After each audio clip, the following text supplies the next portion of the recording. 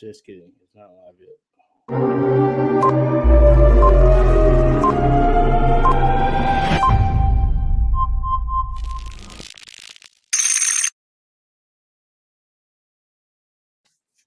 Hello, happy Tuesday. Here we are, DEI Alliance Spotlight. We are so excited. We have a guest from Asian Coaches Association. Coach, introduce yourself and tell us where you're representing. No, my name is Aaron Katsuma. I'm the Director of Basketball Operations / Recruiting Coordinator at Colorado State, representing the Asian Coaches Association. And what a privilege it is to be with you here today, Brian, and appreciate you. Yeah, excited about it, man. Excited about it. So I'm already here. I already know you because I live not too far away. I've been to practice. We've played some open gym in the pandemic. So I know how great you are, but I look forward to more people getting to know more about you. Talk a little bit about the Asian Coaches Association before we talk about your story. What is it? How'd you get connected? Kind of what's the mission with the Asian Coaches Association? Yeah, no, I mean, it started during the pandemic, really, when I started hearing more about the Asian Coaches Association and the founders, Mike Magpile, who's the head coach now at UC Riverside, and Steve Yang, who's an assistant coach for the McNeese State women's basketball team. I just started seeing more promotion on it through social media channels, and then logged in one day and started asking questions, and I became close with Anthony Santos, who's an assistant at Cal State Fullerton, who's I've become really close with, and it just kind of blossomed from there, and try to get involved as much as I could. I've been able to speak twice on their platform, and just the opportunity to listen and learn and grow through their program has been unbelievable. Being able to listen to a guy like Eric Spoelstra Right. talk, and AD Pat Chun at Washington State, guys of Asian descent that are at the peak of their professions. It's just been an honor and a privilege, and just look forward to being more involved moving forward. Yeah, absolutely. Talk a little bit about so you talked about some of the people that are in it. You talked about some things you've done. How did it come about? Do you know much? Is it because of the pandemic that people just wanted to join forces and celebrate? It seemed like that's what a lot of our alliance came from, is people during the pandemic just kind of want to represent, their culture and take more pride in that. So talk a little bit about that if you don't mind, and then a little bit about the Eric Spoelstra piece, because you guys had him come on too. Yeah, so ACA has been around for a number of years. Like I said, Mike and Steve started it. I don't even know how long ago, to be honest, but they have a deal at the Final Four every year where they try to get people to come and just hang out. And so I think that's where it started. And then during the pandemic, it was one of those things where they just started to have speakers and just a platform where coaches could come from all over the world and learn from other coaches. And I think you saw a lot of that during the pandemic. And I was like, man, I want to listen to this coach speak.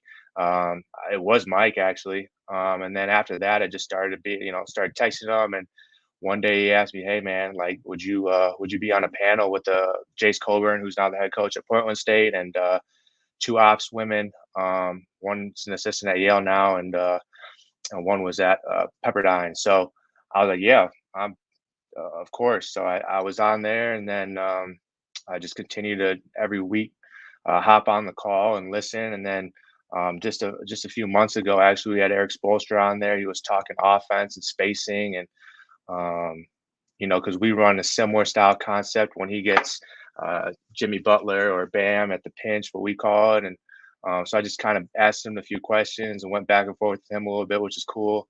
But yeah, I mean, that's kind of how it started. And, just looking forward to, like I said, just continuing to be involved as much as I can. Yeah, that's awesome. I love it. Talk a little bit about CSU. We know that you've been there for a little while now. Talk a little bit about your role there. What do you do? And obviously a lot of excitement for your team this year.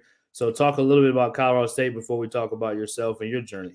Yeah, no, Colorado State, I've been here for 4 years. I was so fortunate when Coach Medved got this job that he actually brought our whole staff with him, which in today's world is not always the case. But he had enough faith in myself and our 3 assistant coaches at the time to bring us on board, even though none of them had ties to the West Coast, really. But just he knew that they'd get the job done, and that I'd be there to help them any way I can. And so going on year 4, we got a lot of pieces coming back. It's an exciting time to be a Ram. But in terms of what I do on a daily basis, I just try to make our coaches' lives, our players' lives as easy as possible. I oversee our scheduling of games. I work hand in hand with Coach Medved on that. Oversee academics, making sure our guys are doing what they're supposed to do on the classroom. And then I'm fortunate that we have Emma Monti, our director of basketball administration. She does all of our travel, all of our meals, hotels, really all the operation stuff. So it allows me to, look ahead at, who are some guys that we need to be on recruiting wise, watch extra film on future opponents, and also have, a playbook of things where if I'm watching a college basketball game and I like action, I clip it and I have a database of just actions that I like. So if coach says, hey, I need a quick 3-point hitter or a baseline out of bounds play, I'm prepared and have that ready for him. So. Yeah, those roles behind the scenes are so important, and a lot of times people don't know that aren't in college basketball don't know how important they are and how much you actually do. So, and it prepares you. When you become a head coach and assistant coach, and you continue to climb the ladder, definitely prepares you for a diverse amount of skills that you develop as you've kind of gone through the ranks. Yeah. Talking about going through the ranks, tell your story. How did you kind of get into college basketball? Did you play? Where you're from? Just kind of talk a little bit about your story and how you ended up at Ohio State on such a great staff. Sure. So, long story short, when I was in middle school in 8th grade, actually, I had a tennis accident where I was hit in the eye with a tennis ball, and I'm now 100% blind in my right eye. So my depth perception after that was never the same, obviously. And but basketball was always my first love, and so going through high school, playing in high school, I realized probably after my junior year that I was never going to play college basketball. So I got involved coaching the AAU team, the Wisconsin Force, my junior year of high school, and I just fell in love with it. Ended up coaching my high school team after I graduated my senior year that summer. And then as I was applying to schools, I applied to UW Madison. Coach Ryan was there at the time. Went to high school with his daughters, and then the University of Minnesota and Marquette. So those were the 3 schools that I was really looking at. And my AAU coach, Dave Shaw, who's one of my mentors, who I look up to and talk to regularly. He was a video or a grad assistant at VCU with Coach Tubby Smith, and that's kind of how I made that decision that I was going to go up to Minnesota on a whim and just walk into their men's basketball office and say, hey, anything I can do to help. I'd love to be involved. And so a week after arriving on campus, one of their student managers decided that it wasn't for them. And they gave me a call, and I showed up, and, I just took the bull by the horns and did everything I could to make an impact on the program with Coach Smith. 3 years later, Coach Pitino got hired when I was a senior. Won the NIT that year, and I remember we were on the road at Nebraska during conference play, and he asked if I would stay on and be his grad assistant, and on the spot I accepted. So I spent 2 years after being a student manager there with Coach Pitino as a grad assistant, and then he hired me as a special assistant to the head coach, player personnel role in my 7th year there. And then Coach Medved got the job at Drake, and his assistant Bob Ritchie got the head coaching job at Furman, so he was looking for a staff. And Coach Thorson, who's now the assistant at Minnesota, was the one that kind of reached out to me at first. Ben Johnson, who's now the head coach at Minnesota, he was an assistant at the time at Minnesota when I was there, and so that's kind of how I got tied up with Coach Medved and interviewed, and kind of the rest is history. So yeah, you named a it's lot of good people. Yeah, a lot of people.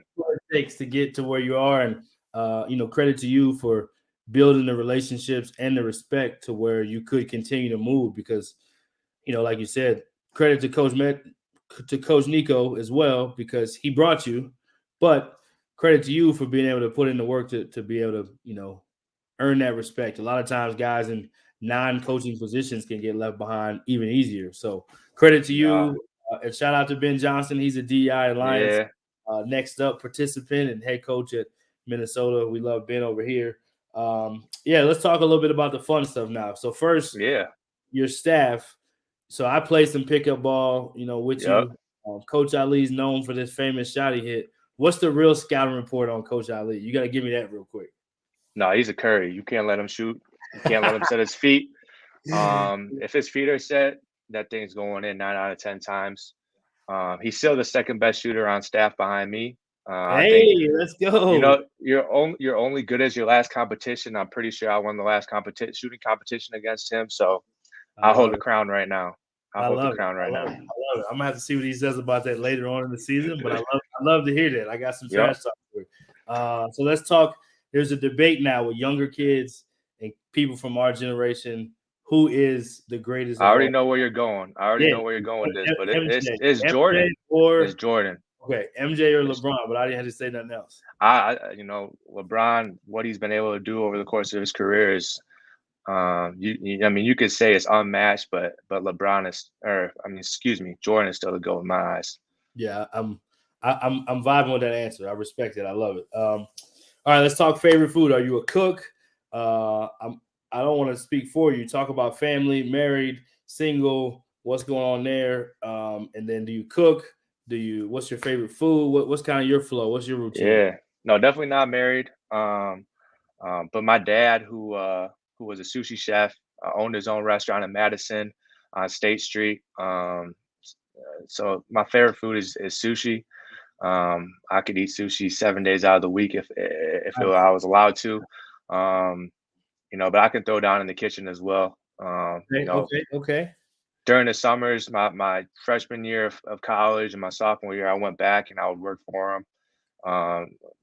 Make sushi rolls. We're actually doing a sushi thing as a staff next week. What? Yeah, we do some spicy tuna rolls and So whatever else. I are mean, you teaching the players how to, or are you teaching no, coaches? we're just doing the staff. Yeah, yeah, yeah. I mean, Okay. any players who want to come, they're more than welcome to. But we've done that a couple times actually, where Ali and I, Coach Sam, we're gonna make some sushi next week. That's what's up. Hey, you're right down the street. Come through. I know I need to come through. Yeah, I'm listening to this food. I'm like, man, this is good. I like it. Hold on. yeah, Quick shout out to Daryl Jacobs, our executive director of the DI Alliance. Appreciate you, Daryl, tuning in, and appreciate all you do for the DI Alliance to make such great things happen. Some of us have, other jobs to do during other times. Crazy people like me get to be on live streams with coaches like Aaron. So thank you, Daryl, for all you do, man. All right, what else we got? Let's see. So basketball wise, so accomplishment. What's one of the favorite accomplishments you've had along the way in your journey? I think just being a part of two NCAA tournament teams in Minnesota. Obviously they're extremely hard to get to. I think this is year 12 being a part of a basketball program and a college basketball program, and two tournaments is something that I'm proud of being a part of, even if it was extremely small. Those guys put in the work, but just that experience was awesome for me. Now, would you also say proudest moment that's the same thing, or would you say it's different than that? Is there a proudest moment that you've had individually? When Coach Medved hired me, I was pretty proud of myself. Yeah. I always knew that I wanted to get into coaching, and jumping on board with Coach Medved probably allowed me the best opportunity Right. to reach my goals here. And not that I wouldn't have been able to at Minnesota, but that's just a big jump, and I knew that, and so I know it was down to me and someone else for that spot at Drake when Coach Medved was there, and I was again very blessed and fortunate to be in that position, and so I was proud that day when he called me and offered me the job. Absolutely, as you should be. Colorado State is right there on the verge of being a top 25 program. You guys have done an incredible job in a short amount of time, and definitely people in the scheduling world don't want to see you guys one way or the other. So that's a credit to you guys. What about obstacles? People think this business is kind of an easy thing, and man, it looks so cool. You guys are on TV. You get to wear suits. all you do is talk about basketball all day. What's one of the obstacles you've overcome to kind of get where you are? Um, I don't want to speak for myself, but you look like at a guy like Mike Magpie, who's now the head coach at UC Riverside, and um, I believe he's the only Asian head coach in college basketball right now, and so for myself, a guy like Mike has kind of paved the way, and a guy like Anthony at Cal State Fullerton has paved the way for me, hopefully to one day be in their shoes. And so I think that's the biggest obstacle is that just there aren't that many Asian college basketball coaches. Um, but there's a lot of guys out there in my position all around the world that would love to one day, be in those guys' shoes. And credit to them, big credit to them for kind of paving the way for all of us, and Steve. Awesome. Awesome. Yeah. Definitely a challenging profession. And the cool part about it is, you just never know. Like I'm sure Coach Yeah. McPile didn't know he was going to be the head coach there when he was at Campbell or wherever he was before that, thinking like, I'm gonna be the head coach at this age, at this time, at this place. So you just never know. You keep treating people right, playing your cards right, and things Oh, fall. 1,000%. No doubt. And It's a people business. Eric Spoelstra even talked about that in his Yeah. on the Asian Coaches Association Zoom. I was on there myself and watched it. Yep. Talk about the why. Is there a why that you kind of motivates you to kind of get you going? What is it that makes you want to do what you do? Oh, it's the players that I get to work with every single day. This isn't a job to me. This is fun for me. So those guys, just helping them develop, helping them grow, seeing them accomplish their goals and dreams. I mean, that's why I do it. No other reason. I just get a kick out of coming in the building every single day, seeing those guys and doing whatever I can to help them reach their goals. Yeah, I love it. Servant mindset all the way, man. And I've seen it firsthand, and I can attest to it. So, last two, advice for coaches getting into this industry. Any advice you have, and then leave us with one funny story of either yourself playing and beating Ali in the shooting competition, or something in practice. And Ali Farouk, for those that don't know, who's an assistant at Colorado State, is who I'm referring to. But yeah, those last two, advice for anybody in the business, young and up and coming, rising coaches, and then also a funny story. Yeah, I think one piece of advice I would give is that just be reliable. Something that I really tried to strive to do when I was at Minnesota, and especially working for Coach P. His first year was just do whatever he needed me to do, however small, however big the task was. Um, I wanted to be that person where Coach Johnson could call me and say, "Hey, I have a flat tire. Can you come grab me?" Or um, you know, uh, man, I can't pick up my dry cleaning before the game. Can you go do that for me? Whatever the task was, I took it upon myself to be that guy to do whatever was needed. And so I think that would be my one piece of advice is just be a yes man, do whatever it takes. And then I guess the only other thing would be um, surround yourselves with people who believe in you and who challenge you, who allow you to grow and you know, be yourself and do what you do. So, Coach Medved, I couldn't be any more fortunate to work for him. He allows me to just come in and get my work done and um, help these guys as best I see fit. And he believes in me and challenges me. So, all Absolutely. right, And then funny last one, funny story. What you got for us? What you got for us? I know you got something in the bag. man. So I have a video clip of it still, but when I was in Minnesota, there wasn't a whiteboard for some reason. There wasn't a drawing board at the scorers table, and Coach needed one, and so we had a closet, and so I go sprinting into the closet, and at the time we all had towels. We carry towels around, and Yeah. for some reason I turned the corner and there was a towel on the ground, and I slipped, and I fell back. Uh, board went flying, and within 10 minutes of that happening, our video coordinator at the time, Billy O'Mara, who's now at NC State, um, he made the clip of American Sniper when the guy's on the rooftop. When he's on the rooftop and he's shooting the bad guy and so, but it was, I mean, the whole clip is hilarious. I'll send it to you, but within 10 minutes of it happening, it was on a video and sent throughout the staff and the players, and it's pretty good. That's So, awesome. but no, yeah. I mean, I did the full feet up in the air, hands back. I mean, it was, but I popped up. I love it. Pop up quick. That's what we do. Yeah, That's what we do. have to. Let's have go. To. So, do you get any footage like that on the staff now? Do you have like a file and do a highlight tape at the end of the year? Do you do anything where you sneak it in game film? We might need to. You have to take a page from that book, man. Because we might. There was something that happened the other day in practice. Someone randomly fell, and I thought about that right away. So yeah, we might have to make a little bloopers edit at the end of the year. Have to create that. Most definitely. Put it in one of the film sessions. Just sneak it in, just for some laughter. Yeah, no question. But no, appreciate you joining us today, man. We'll let you have any last words, but excited for you in this season, excited for you in your career. You're going to continue to do big things. I'm a huge fan. I'm biased. I have no problem saying that, but more people that get to know you, they'll be biased too, man. So I'm excited for you. Thanks for joining us. I appreciate you, Coach B. I mean, come on down the street anytime. You're always welcome in Moby. And for anybody out there, the Rams are going to be on television a lot. You need to watch us.